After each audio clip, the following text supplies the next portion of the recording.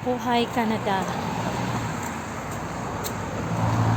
So more on lakad sa Canada. Masarap yung panahon, malamig.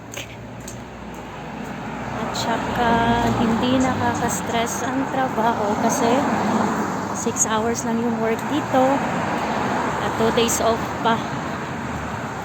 Kung kaya pa ng katawang lupa mo mag-double jump o PR ka na, talagang marami kang maiipon. Kaya hindi nakakapagsisi na napunta sa Canada kahit na may winter dito. Okay lang. Tapos makikita sa TikTok or kahit sana social media na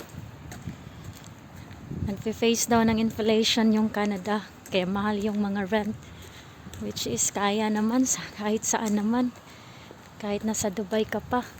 Kasi nasa Dubai ako dati, mahal din.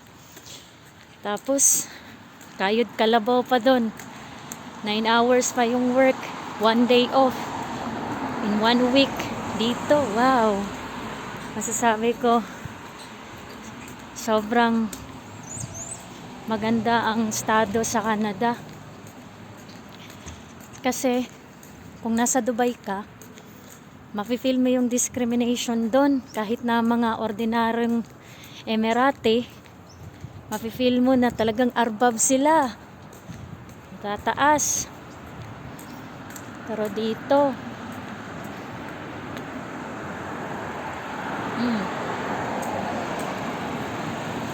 see, nakabait yung mga tao. Wow, sobrang bait. Pinatawid pa ako. Oh my God, sobrang humble ang mga Canadian dito.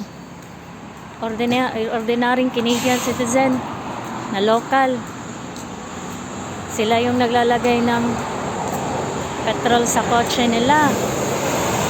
Walang pinagkaiba kung may sasakyan ka dito, ikaw din maglalagay. Unlike sa Dubai, talagang iba talaga yung environment doon.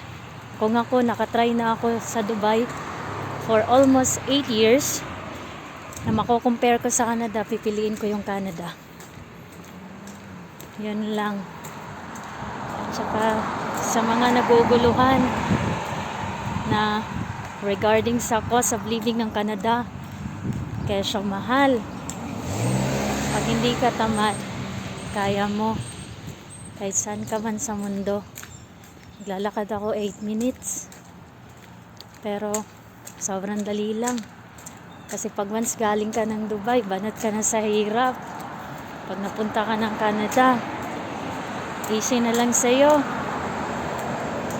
Hindi ka na ma-culture shock or sa mga difficulties na mapi-face mo pagdating sa Canada. Kaya mga taga Dubai, taga UAE, na-encourage ko kayong mapunta ng Canada. Thank you, God bless. And all of you, take care always.